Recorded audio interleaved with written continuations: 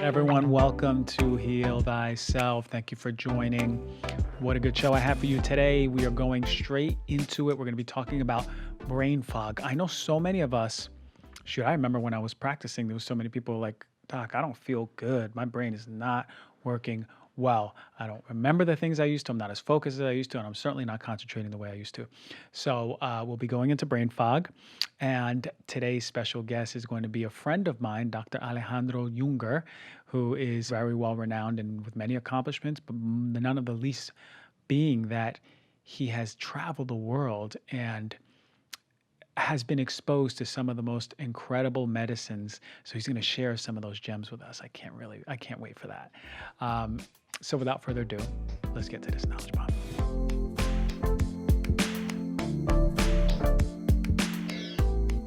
All right, brain fog is not a disease, all right? It's a symptom. Many of us suffer from it.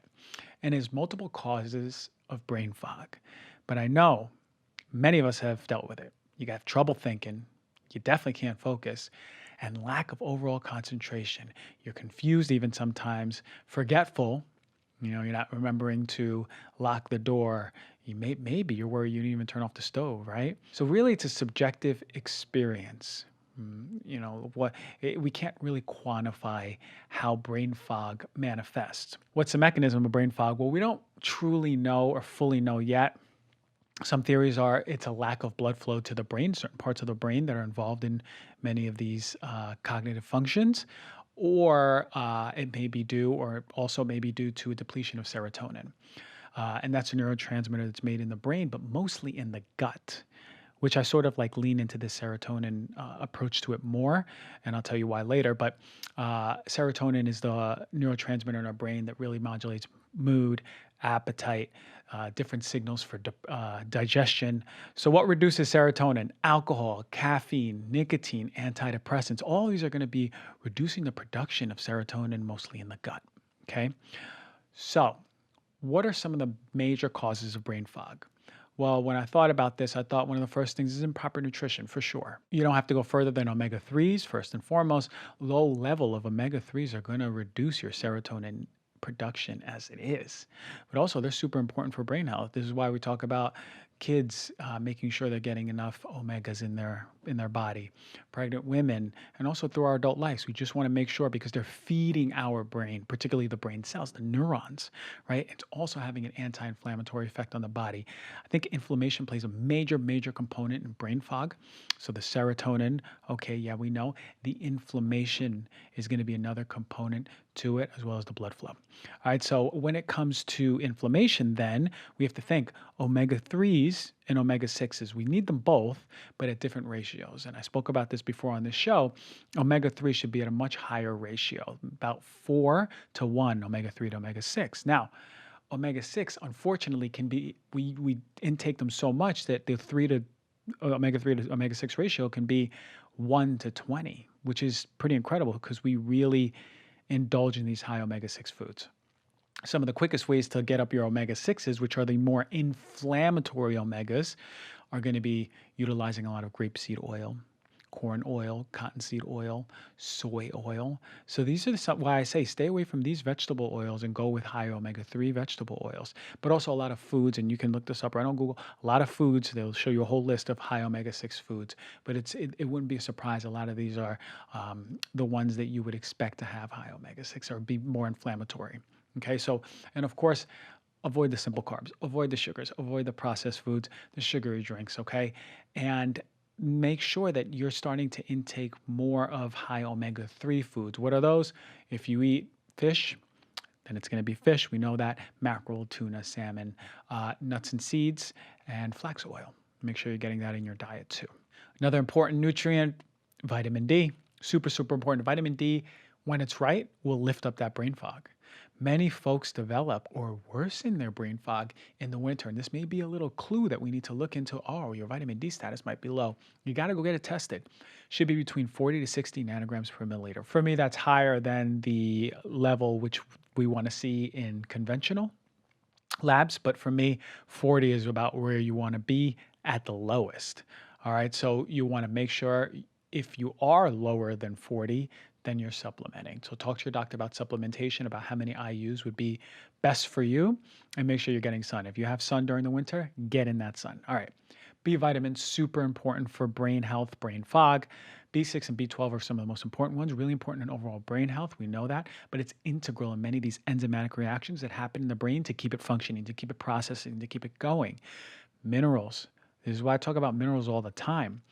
Magnesium is one of the most important minerals in the brain, particularly in the electrical communication between neurons. This is why you need magnesium. About 50% of us are deficient in magnesium. So, and it's funny because it's perfect timing. I just put up a post on magnesium today because there's so many different forms. So go check that out. Go check out that post and see which forms would best benefit you, right? But in essence, magnesium will make you sharper because it's increasing that electrical communication between neurons. Really important, okay? Amino acids like L-tryptophan. This is really important because it's one of the precursors to the development of serotonin. Remember what I told you? Serotonin is so important to help reduce brain fog, okay? Poor sleep. Of course. How many of us have slept poorly and then the next day felt really foggy? That's an obvious one, but we sort of want to know why. In the last show, when I spoke about the pillars of health, I spoke about sleep, or 2 shows ago, sleep in detail, talking about what it does. So really, a poor state of sleep will kind of put us in a drunken state. And Dr. Michael Bruce suggests not to even drive when you don't sleep well. So really, the question is why? Well, at night, the cerebral spinal fluid, right, that's floating through your spine, back to your brain, through your spine, is cleaning out your brain. It's literally like power washing your brain. If you don't sleep enough at night, that process doesn't happen correctly, and then all that crap from the night before is still built up in the brain, causing inflammation. And we know brain inflammation is going to help lead to brain fog, right? And all the other processes also, the integration of all the things from the day before, that slowed down. So the brain is backed up. Think about a slow computer backed up. And with that low-grade inflammation, we're going to start seeing that brain fog. And also cytokine imbalances. We know that if you sleep poorly, your proteins, the cytokines, which are basically the immunological proteins, are going to be out of balance and also lend to that inflammatory state, okay? Lack of fiber and gut dysbiosis. This is such an important one because a lot of us are chronically dealing with gut issues and not understanding why it's affecting our brain, but it does because the gut and the brain are very much so intimately connected. When I said lack of fiber, I mean fiber is essential. And this is why I talk about it so much. You're going to get if you get about 50 grams of fiber and you have a healthy gut, you're going to be creating and feeding your body with butyrate, right? This is a short chain fatty acid that is essential for brain health, right? It doesn't directly go to the brain, but through an indirect process, it's going to send signals to the brain. It's going to help reduce inflammation in the brain, right? Help encourage the growth of new brain cells. There's this amazing connection. It's very intimate. And we know as the gut gets healthier, the brain gets healthier and vice versa, right? So in the dysbiosis environment where you have the infectious bacteria overgrowing, overpowering the good commensal bacteria, that's a problem, right? Because it's important to understand if your gut is infected with bacteria, yeast, fungi, viruses, parasites, then it's inflamed. And if it's inflamed, then the brain's going to be compromised. So it's a whole circuit that's really, really important for us to understand. Fix the gut and you fix your brain. Some other obvious ones, poor hydration. How many of us have gone, oh man, I just can't think straight. I'm really foggy. You drink some water and you feel great. Make sure you're hydrated. Make sure you're hydrated not only with clean, purified water, but you also have minerals going with it. Low blood glucose for sure. Many of us go you eat breakfast and then just forget to eat because you get so busy at work. And then you have the brain fog, but feel so much better when you're eating. Keep tabs on your blood sugar. Keep tabs on eating. If you're hungry, make sure you eat. But make sure you're eating protein-rich foods and fiber-rich foods. Those will keep your blood sugar stable and avoid that brain inflammation and brain fog.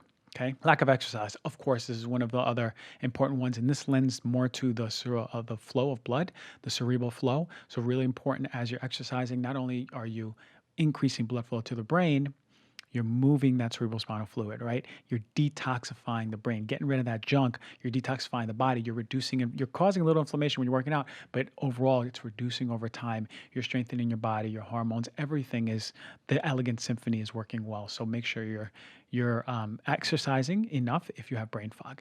Now, this might be one of my favorite ones because I did suffer with brain fog, and it's when I was exposed to mold. So mold is super important thing for us to understand. Environmental toxins can cause brain fog.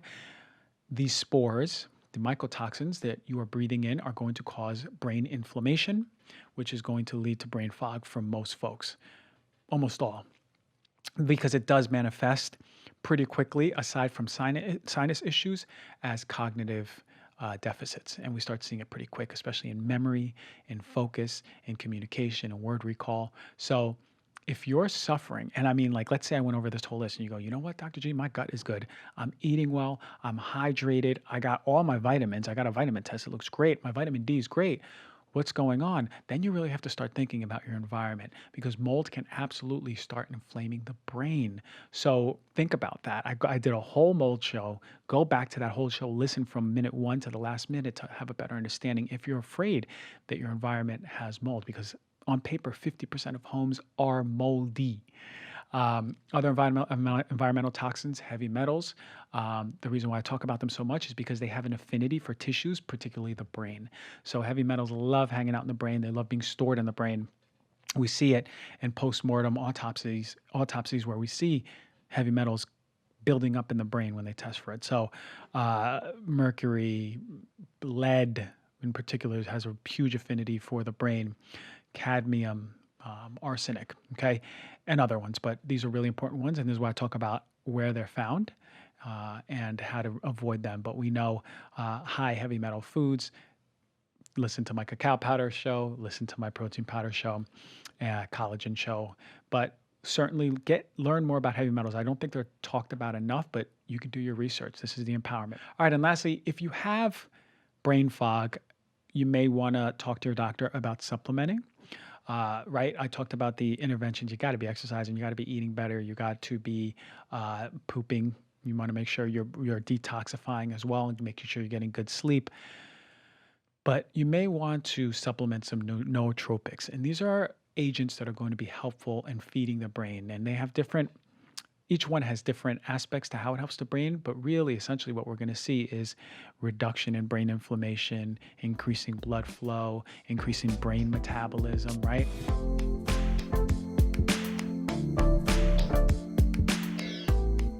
Okay, for the product review segment, I just want to review some of the agents that are going to be helpful for brain fog, right? Remember, we went over all of these things, these interventions that you can make in the knowledge bomb, but here are some things that will supplement that. So here are some of my favorites. So some of my favorite ones, lion's mane, that's the mushroom one, right? Lion's mane, we know, increases BDNF, will increase the communication between neurons, the brain cells. So lion's mane is like a staple in my supplement regimen because I see a marked effect with it. Life Cycle is my favorite one. I don't know how real mushrooms is, but I know that they have a powder, so we may want to check that one out. Citicoline and vinpocetine. Citicoline is found in our body. It is found in all of our cells, and vinpocetine is more synthetic, but both have very similar action in the brain. They're both neuroprotective. They protect our brain cells from inflammation, increase blood flow. Remember I said the cerebral component for brain fog increases brain metabolism. Really, really interesting ones. I've used both, and both have helped as in focus. I have noticed like much more focus when I was doing tasks. But the same goes with lion's mane. 2 of my favorite ones, or 3 of my favorite ones for focus. One's in your cabinet. Now, if you're suffering brain fog, start adding these to your food. Rosemary, turmeric, thyme, and black pepper. Really easy. All you need is these 4, and all are going to have action at increasing blood flow to the brain, reducing inflammation in the brain, reducing oxidation in the brain. It's awesome stuff. Also cacao, but make sure you get a really good one. Go back and listen to that show. MCT oil, I actually add this to my morning smoothies every morning because MCT oil helps provide those ketones, right? Those molecules to our brain. Ketones are brain food. So I know in the morning after my brain has integrated so much, detoxified so much, it was dreaming, it was working, Now I'm giving it the MCT oil to at least replenish it and go, oh, thank you. I'm ready to eat. Feed the body, but feed me too. So it's awesome stuff. I love MCT oil. Artichoke extract, really good for memory. This is another one of my favorite neurotropics that help the brain.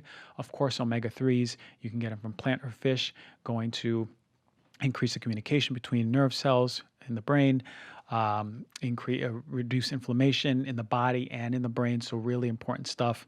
Resveratrol, I like that one a lot for it's a longevity. We think about it for longevity, but it also reduces oxidation in the brain, which will lead to inflammation. And rhodiola and bacopa, two of my favorite herbs that are helpful for the brain. Rhodiola being an adaptogen, so really helpful for our adrenals too, and bacopa being awesome at focusing in the brain and doing many of the aforementioned having many of the aforementioned characteristics of these supplements here. So here are some of my favorite ones. Not all are created equal, but add some of these into your diet. Talk to your doctor about add some of these to your diet and see if it's really going to be helpful with the brain fog. But remember, these are just supplements. The things that I mentioned before are the interventions that you want to make first.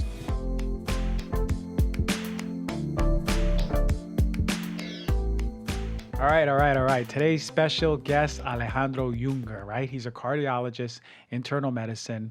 But more importantly than anything, he practices open-minded medicine, right? Functional doctor, yeah, but open-minded medicine. And I love when he told me that because we need more doctors like you. So thank you, Alejandro. Well, you're one of them. Yeah, exactly. Both of us for joining the show. I mean, I've been so impressed ever since I met you because of your knowledge. Like you have so much. But you have this passion for learning more and more and more. How was it when you were in cardiology, let's say in the 90s, right? Back in the 90s, were you 80s. practicing? In the 80s. Okay, all right. And what was the point where you're like, okay, yeah, no, I need to expand. There's more healing out there. I can do more. I need to get into open-minded medicine. So to understand that fully, you have to understand that I come from a family. I'm an amazing father and mother, very open-minded in their own way, and always inclined to believing in the miraculous. So my mom used to see healers and and witches and things like that, very innocently. So already I was predisposed to open my mind. But it wasn't until I went to medical school in Uruguay, graduated as a doctor, went to New York to do my internship, residency, and fellowship. And in those 3 years, I got really sick. And with severe depression, severe irritable bowel syndrome, and horrible allergies. So I couldn't function. Went to 3 doctors, the teachers that I was learning from, and got 3 diagnoses and 7 prescription medications. And I went back home with all these prescriptions, and I said, oh, no, I'm not going to do this and take 7 pills 3 times a day just so I function, because I knew that nothing was being corrected. It was just forcing the chemistry, blocking histamine and blocking hydrochloric acid and blocking, so turning it all off. Yeah, I knew that, and I knew also that the body, when you block, it's like a dam. You're just gonna go off through another side, right? Yeah. So I knew that was not my path, and then I said, wait a minute, if it's not my path, why am I doing this to my patients? So it was like a midlife crisis. And then I took off. I went to India. I studied meditation, and I was exposed to Ayurvedic medicine, Chinese medicine, chiropractic medicine, naturopathic medicine, and we were all working together, and that's where my mind was cracked open. So I say open-minded medicine because I kind of take from anywhere, right? Even if it's not medicine, even if it's a healer.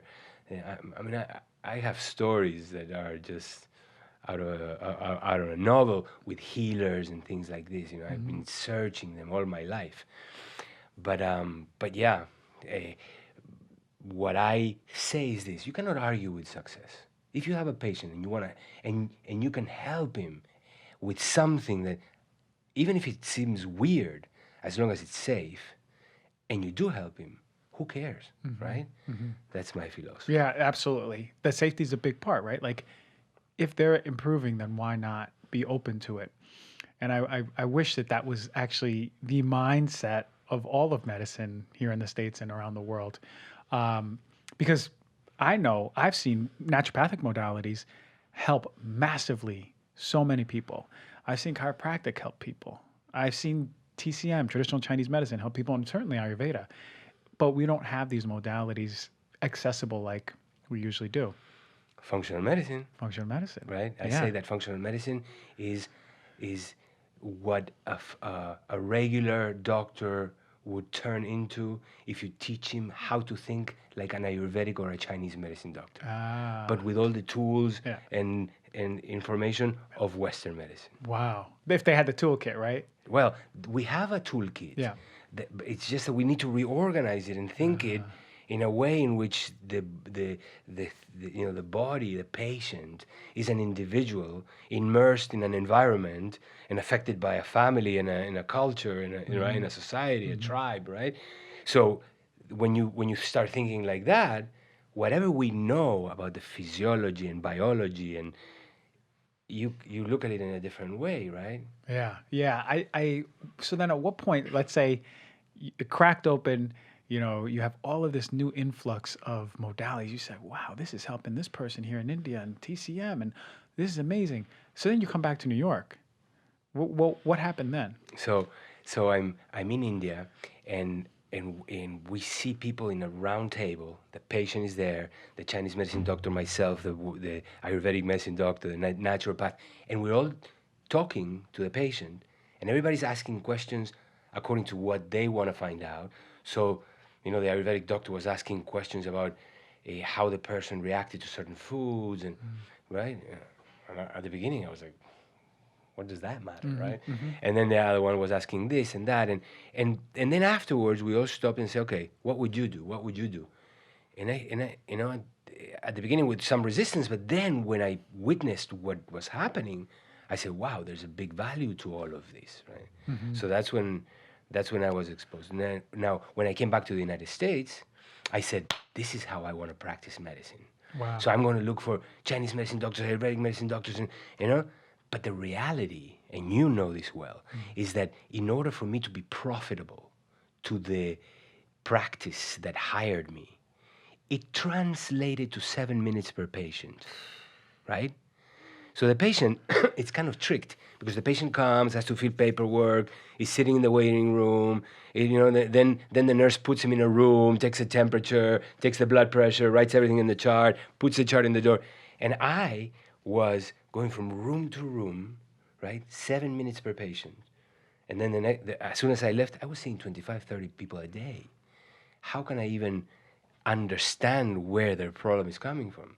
The thing that you do in the United States especially is you practice defensive medicine. My teachers, my proctors, the attending physicians that used to train me used to say, when you write your progress notes, imagine yourself in court and the judge reading them and making a decision to see if you were negligible or not. And that's how we write our progress notes. That's how we think.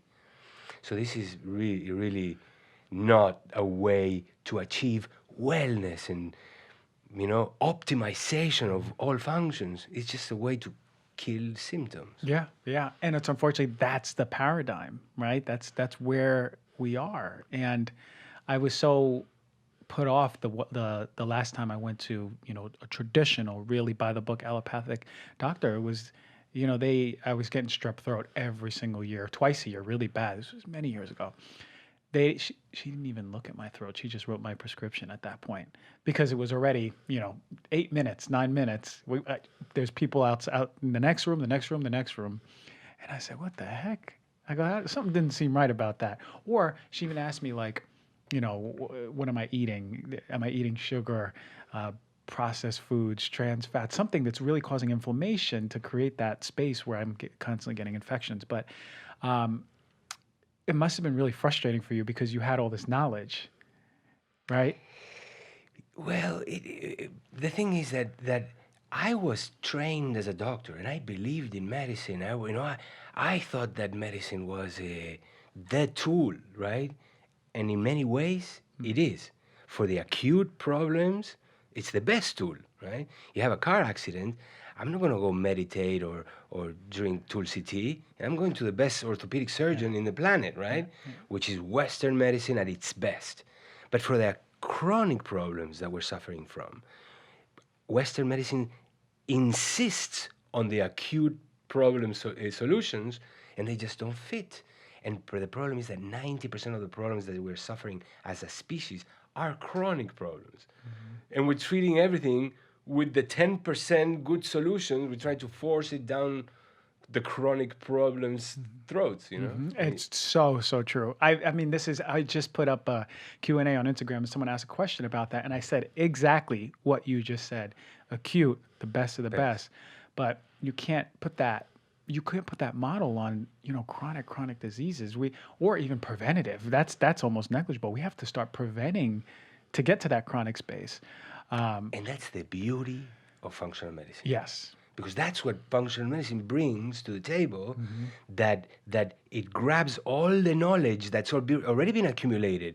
It doesn't question what you see under the microscope. It doesn't question tight junctions in the intestinal lining. It doesn't it adds context and environment, right? So you get to the root of the problem. Yeah, exactly true. And I love that because now people going through traditional school, Helipath school, have access where they can go, all right, well, let me get more of a context so I understand how things work as a whole system rather than just putting the microscope and going, we're just going to treat your stomach and not paying attention to anything else, right? Right. And I love that. So then you started, when did you really start getting passionate about like clean? And clean is, your series of books. So I come back from India. Okay. I'm hired by this very successful cardiology practice in Palm Springs. And then one day I'll tell you the story of how this practice made money, which is really kind of shameful in a way, right? They had a fixed rate contract with a very large insurance company. So we had to see all the patients from that account, while the main doctor was just seeing private patients. So we had to instructions of spending the least time possible, so that we made that money profitable, right?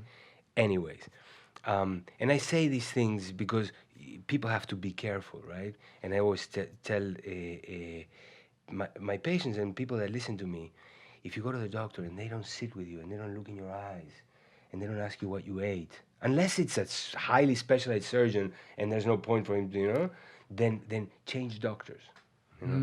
So I came back from India. I had improved a little bit in terms of my symptoms of depression, irritable bowel syndrome, and allergies. But the moment that I stopped eating the monastery's vegan food cooked with love and prayers and sitting around a round table discussing patients from other points of view, I was running like a chicken with no head, on call 24/7, 5 days a week, So then I started eating hospital cafeteria food and vending machine again, and then everything came back with a vengeance. It wasn't until I stumbled upon a friend who had gone to a detox center, juicing and colonics, that I saw the difference that he had obtained in 10 days, that I said, what? Wow. So I went there, I learned, I did the program myself, just juice cleansing with colonics every day and some supplements. And my results were so drastic that I ended up asking myself, how come I didn't learn this in medical school? And I thought that it was a little bit of hokey pokey, until I found the Institute for Functional Medicine that explains everything. Because in medical school, you remember, and I don't know, maybe your generation had a more holistic roundup, but for us it was classes on the kidney, classes on the liver, classes on the intestines, classes on the lungs, but nobody ever told us all these organs also participate in a system called the detoxification system, and what it does, and how you can intensify its work and support it nutritionally, right? Mm-hmm. When I learned that, and I started learning how to effectively interfere for the benefit of the detoxification system, it was like finding a magic wand. Depression, allergies, autoimmunity, weight gain. Everybody was like, just give them a 21-day program. I felt like a fairy. Yeah, just blessing everyone. Blessing Yeah, that's everyone, amazing with the wand. Yeah. Incredible. And so, are you of the belief then a lot of these diseases are manifesting because of overtoxicity, exposures, things from food, air, skin, what we put on our So skin? I'll tie it up for you. I see the Earth as a patient, right? And in a way, the planetary body is parallel to the human body, right?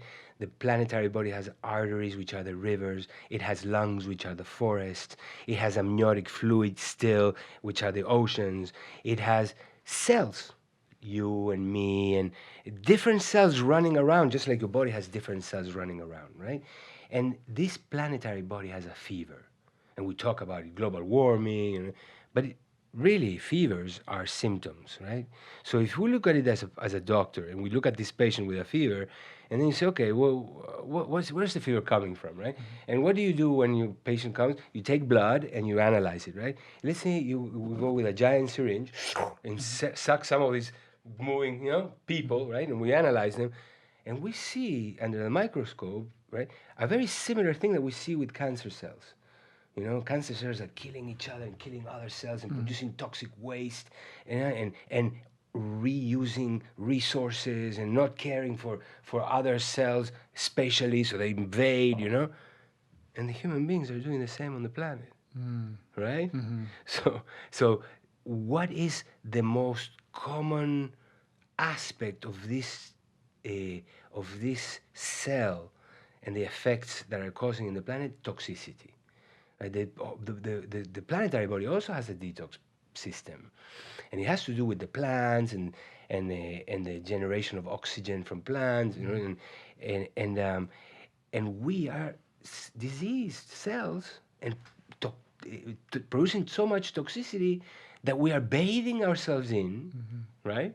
And then that's why. So I believe that detoxification at an individual a human body level and at a planetary level is crucial for the survival of the species, for the survival of the patient, and for the survival of the planet. Yeah, that's excellent, and I so agree with that because our connection to nature. Many people are like, "Oh, I feel so connected to nature." I'm like, "That's because you are nature," And we know that you get into a deep meditation or you have these experiences where you see, whoa, like I'm part of this whole. So it stands to believe then that the health of nature and earth is your health. It is. It's another skin of yours. Yeah. Right? I talk in my book Clean about the 4 skins, right? The first one is the one that we call skin, right? The second one is the one that you put immediately on top, right? And this can be full of toxins, right? The third one is our houses, is our third skin. And the fourth skin is the atmosphere, right? And there's sources of toxicity in every single skin. And that's what you are passionate about. I love talking about that one. Yeah, I Yeah. love talking. I need to bring it to the fourth skin. I talk about 1, 2, and 3, but talking about the fourth skin on a more global scale would be really important to empower. And that's when you start talking like Zach Bush about Yes. about regenerative agriculture, Yes. like Mark Hyman, and that's where those people are thinking about how do we detoxify the outer skin. Yeah. I am thinking about how to detoxify the inner skin. We will start small for the people listening and viewing. We'll start small, these small interventions, but know that we are part of a bigger whole. I think that's the huge take home for that part of what you just said, and it's incredible. So then you develop this program yourself, right? Well, listen, I'm not going to boast about something. I'm an editor. I get good content and I edit it together, right? So a lot of these concepts are Jeffrey Bland's and functional medicine concepts, with the elimination diet and the medical foods, and so a lot of that understanding went into developing this program, and then some Ayurvedic medicine, and then some understandings from nature, like intermittent fasting. So mixing these things is that I came together with this plan, right? That's awesome. So you Yeah. have your clean program. We can all do it. 21 days. 21 days, and there's a new one called Clean 7, in which I include more Ayurvedic and intermittent fasting into the protocol to make it a little more intense. Because what I realized is, even though I created a 21-day program that changes people's lives, not everybody, or very few people, are ready to commit for 21 days to anything. Sometimes even to a marriage for 21 days. It's true. So I needed to find a way to give people in a shorter amount of time an experience that will make them feel good enough or inspired enough that they want to continue and learn more. And it's working. That's the Clean 7 program. Oh, I love that. I love that. So the detoxification pathway, we got to start detoxing. And as you mentioned, I love bringing that to the surface about what things we can just choose, because there's a lot of crap in our clothes and our food and our water and skincare, things we have in the shower, everything. But we can make small changes, is what I tell people. You don't have to get overwhelmed. Yeah. You Otherwise, you don't do anything. You're not going to do it. Then you shut down and you go, Yeah. forget it. Yeah. I don't want to listen You to this. freeze. I don't want to listen to this goofball Dr. G, and they're going to turn off the TV. Yeah. What are some other modalities that you found for yourself really empowering? Like one of those aha, like you talked about the juice cleanse and you were like, why didn't I learn about this? I feel great. Is there other things that you've experienced where you were like, whoa, like this is powerful? Because I know that you've been around the world, and I know that you've met a lot of healers. So I'm interested personally, but I know the viewers and listeners are too. So when we talk about medicine, right, a lot of the viewers are going to think doctor, hospital, treatment, or functional medicine, supplement. When I talk about medicine, it's much more expansive, right? And I include natural medicine, animal medicine, plant medicines, right? So some of the most powerful experiences in my life were through plant medicines, right? Whether it was ayahuasca, San Pedro, mushrooms, psilocybin, ibogaine. Each one of these medicines showed me or revealed something or benefited me in a different way, right? And a different way at different times. So when you take an antacid, there's everybody gets the same effect. You inhibit the sodium potassium pump, and right. But when you take a plant medicine, you are taking a medicine with high intelligence that will affect the patient in the way according to what they need, right? So everybody's experience is somewhat different, right? Or very different, right? Yeah. So those were the experiences that gave me the most insight into life. They're powerful, very powerful. Very powerful. And I love that you pointed out there's an intelligence behind it. Because when I see, they're doing a lot of trials on this, and I know that it's been legalized, at least the psilocybin in Colorado and I believe Oakland. So what I hear is that there's different presentations of mental disturbances like depression or anxiety, but it affects the person differently because it knows in its own intelligence how to heal. It's incredible. People have different experiences with different things. So And there's a problem, right, that nobody really is talking about, which is this. These medicines have been around for thousands of years, and these medicines are to be used in a very specific way. You cannot go with a surgical kit and give it to somebody in a tribe and say, yeah, these are the tools, and just because they become dangerous. They can cauterize your aorta, or whatever, your carotid artery or whatever, right? So what I see is that with all this upsurge of medicines, right, of plant medicines and animal medicines, I have a friend that calls it the pandemia of shamanella, right? Because everybody's a shaman, right? Yeah. So with this pandemia of shamanella comes a danger that you're using this because these are technologies. These are even though they're plants and they're using the intelligence of nature to give the effect. This is this is nature's technology. So you need to know how to use. So what I'm more now inclined to think is that when you're going to use these medicines, go and talk to the specialists, right? So one of the things that I want to do is I want to go to this Mayan elder, and I showed you Tata Eric, right? Eric Gonzalez, and I want to go to him and I want to say to him, he's a shaman or server of 12 plant medicines, including ayahuasca, peyote, San Pedro, and many of these in mushrooms, many of these plants from the southern hemisphere, right? And I want to say, give me your diagnosis. What do I need? Do I need ayahuasca? Do I need peyote? According to my traumas and my insecurities and my, what do you see? How is my psyche affected in the wrong way by the life that I'm living, which is not a natural life, right? That's what I want to do. Yeah, and I think, and that's so powerful. Intuitives are able to. Are you suggesting know that? Yeah, Yeah. yeah, because these people, they look at you and they have a way of seeing, I mean, first of all, they will know immediately if you're present or not. The way you sit, the way you listen or not, so already that gives them a direction because maybe you need a smack in the head and a wake up. Yeah, I love that. It's just incredible to me to hear someone who has been classically trained but is so passionate about going around the world and redefining what healer means.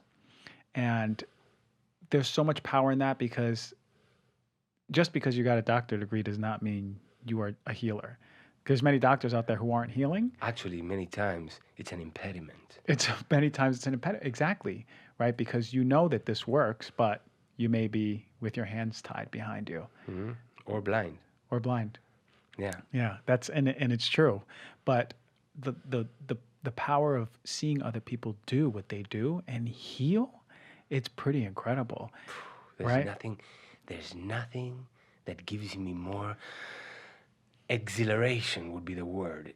To see the healing process in front of me. Because to me that is an expression of the highest mystery. So sometimes I can actually explain it. I can say, of course, you removed the toxins, you replaced whatever was lacking, and it's just one of the principles of functional medicine. Remove what's blocking things and add whatever is lacking, and everything corrects by itself. But sometimes, many times, there's no explanation whatsoever, and that's when you enter the realm of the weird stuff, right? Yeah, sometimes healing is weird, right? Yeah, but that is, to me, the most fascinating and the most exhilarating. And I don't care if somebody heals after a vitamin D pill or after an exorcism, right? As long as they're healed. Yeah. Now, amongst all of this, I know you've seen a lot of these interventional modalities, like they'll give Ayurvedic medicine, Chinese medicine, plant medicine, animal medicine. But what about the mental, emotional? How much is that really truly tied to healing?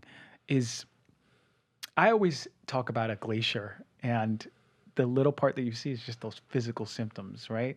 But under there is like the mental, emotional. It's been driving it for so long. Do you sort of resonate with my little picture of it? Not only resonate, I think that you just nailed the most important, crucial aspect of life, right? Because I call it different. I don't call it your mental, emotional. That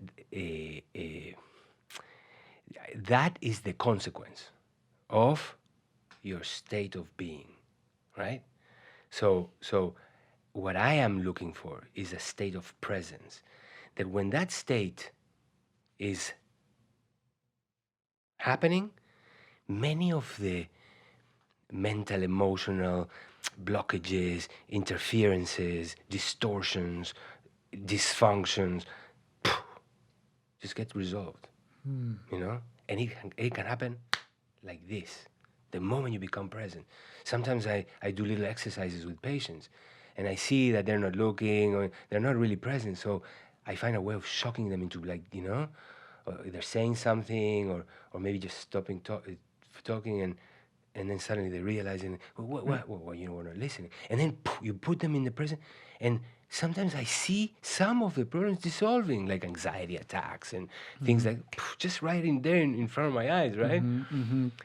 That fascinates me. Yeah, that's like Eckhart Tolle, The Power of Now. He speaks about Totally. the state of being, right? Totally. And if that's your fountainhead where you're coming from, your life is springing from there, then you are at the most peaceful, healthy state you can be. And recently, I've had discussions with Jeffrey Blount about this, and with a very respected guru in India, you know. And I was saying how in Gurdjieff's cosmology and teachings. I don't know if you know who he is. He was a spiritual teacher from Russia, and George Ivanovich Gurdjieff, and he, you know, one of his teachings are best described in a book called In Search of the Miraculous, and he talks about how we have the ability of transmutation, of alchemy, right? In fact, it's happening all the time. You know, some of the reactions between oxygen and hemoglobin, and I mean, this transmutation of energies and right. So, but we also have the ability to transmute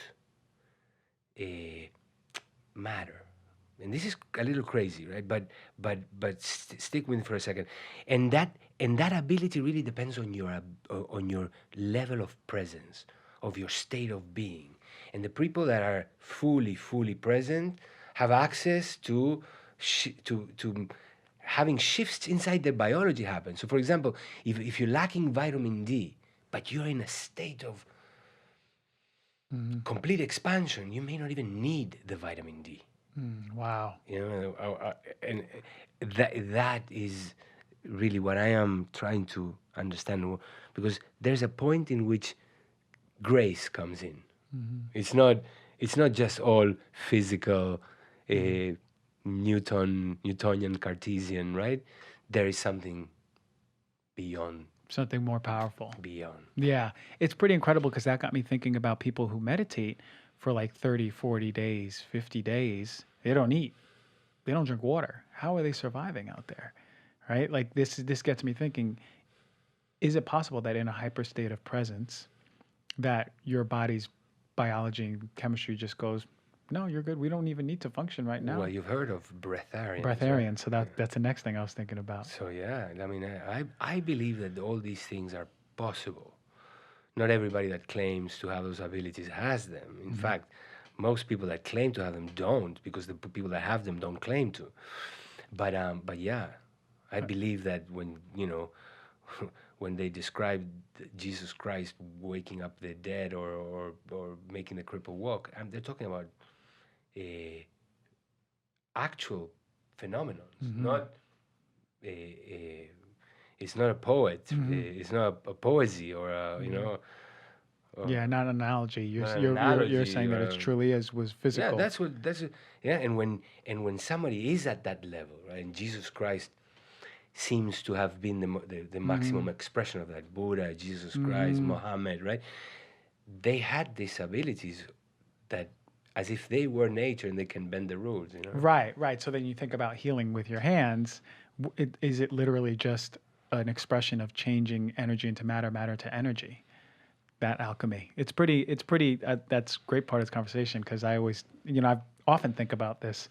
Through school, I was like, oh, I wonder how much there is to these healing energies. These What's energetic happening? therapies. What's happening when these people riddled with cancer, then spontaneously go into remission? What's spontaneous? It's not cure. Spontaneous resolution, or Yeah. right? What is that? Yeah. What is that cause the spontaneity? What seems spontaneous? Because miracles are just things that we don't understand or can explain, right? And are they tapping into another realm like the quantum realm, possibly? Because you talked about Newtonian, we that's how we approach matter, but Well, maybe they're after my tapped into. experiences with ayahuasca, with ibogaine, and with mushrooms, I know that there's a different realm right here, Yeah, you feel it. right here, that we can't see because the veils of reality are limited by the instrument that we have to even measure it, right? Which is our eyes and our ears, and so right here, there's you know there's other realms, right? And plant medicines are ways to access that. But when you do access that, you're never back to be the same, because then you kind of lose that grip of ego that centers life around you and what you like and what you need, and I like this, I like that. I can attest to that. Absolutely. My sense of self is very different. There's there's no more like, oh, me, I want this. I'm in the middle. Everything's revolving around me. Give me, give me. It's just different, and it's pretty incredible. And that's why enlightened beings, when you really hear or see or if you're lucky encounter an enlightened being, you look at most of them are in service to humanity. Yeah. Just Just giving. that's what's happened. That's a commonality. All right. So amongst all of this, what are some of the things, because we talked about a lot, some of the things the viewers or the listeners can start doing today after this and say, what are some really things that are important to you that we should know? So the way that I see medicine is as art restoration. Doctors are like art restorers, right? The piece of art is the patient. And who is the artist? Nature. So I always think, what would nature do? Or what has nature done or is doing, right? We are the only species on the planet that is living completely, us and the poor things that we keep close to us, dogs and cats and fish, and whatever it is that we have in our homes.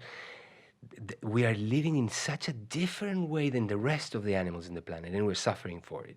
Not only the toxicity of the chemicals that we add to the air, the water, the cosmetics, the medications, the cleaning products, the architecture materials, but mostly the foods that we eat, but also the habits that we are born, programmed to not even question, are completely shifting things. So for thousands of years, we lived very similar, thousands or millions, depending on how you think of things. We lived very similar to the rest of the animals in the planet, which is what? Free, walking around, mostly naked, under the sun, changes of seasons, finding food and eating them when you find it, and then fasting until you find the next one, right? So intermittent fasting by imposition of nature, right? So we were living there for thousands of years. It is only in evolutionary time, a dot in the line of evolution, in which we are eating 24 hours a day, 365 days a year, multiple times a day. So suddenly, the evolution of our genes and the physiology and the hormones, everything that was used to fasting, feasting, now it's all digesting. It's like living with yin and no yang. It's like living in the day and no night. So what I'm referring to is go back to nature. What is nature? Nature imposes mostly plants, feeding with mostly plants, animals whenever you can catch it, right? So slow down with your animal intake. Go outside, breathe fresh air, exercise, sleep well, spend time with friends and family, and eat real foods and not food-like products or edible products. Just that would take us out of the pandemia situation that we're living in. And nobody's talking about it. Yeah, I love that. This is what I say, get back to nature. Yeah. Just how can we, I just did my Pillars of Health show, 2 episodes ago and an episode ago, the 2-part one, and most of it was getting back to nature. It's literally just how can we align ourselves with our natural state that we evolved with over time. So I love that And you that say is what Chinese medicine, Ayurvedic medicine, naturopathic medicine, that is what they are focused on. How do we either put this body back in nature or trick the body to thinking it's in nature, right? To improve it. I love that. I love that. Okay, so you have a book coming out. I have 4 books already came out. Okay. Clean Gut, Clean Eats, which is just recipes, and Clean 7 is my latest book, came out in December. In December, yeah. Yeah, so these Love are Clean is about cleansing and detoxification in a 21-day program. Clean Gut is about gut repair, which is where I consider many people consider the origin, the health and disease start in the intestines, and then Clean Eats is just recipes. Clean 7 is a 7-day detox program that includes Ayurvedic medicine, functional medicine, and intermittent fasting. I love that. I love that. And is there anything else that you wanted to, anything coming up, anything exciting, or where can we find you? How about that? Dr. Alejandro Junger in Instagram. Cleanprogram.com is our company where we sell kits to really make it easy for people to do a 21 or 7-day program. Yeah. Love that. Love that. Thank you for joining the show. Thank you for inviting me. I love your show. I'm a fan. Very, very powerful. I appreciate you. Thank you.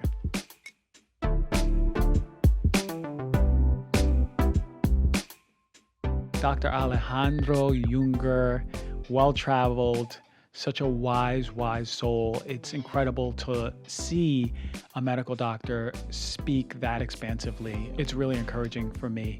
And I do look up to how passionate he can be about healing and talking about healers. So I really hope you enjoyed that segment. Hope you learned a lot. I'm over here on the other side learning every single word a lot. So thank you for joining the show, reading, reviewing, subscribing, and I'll see you next week.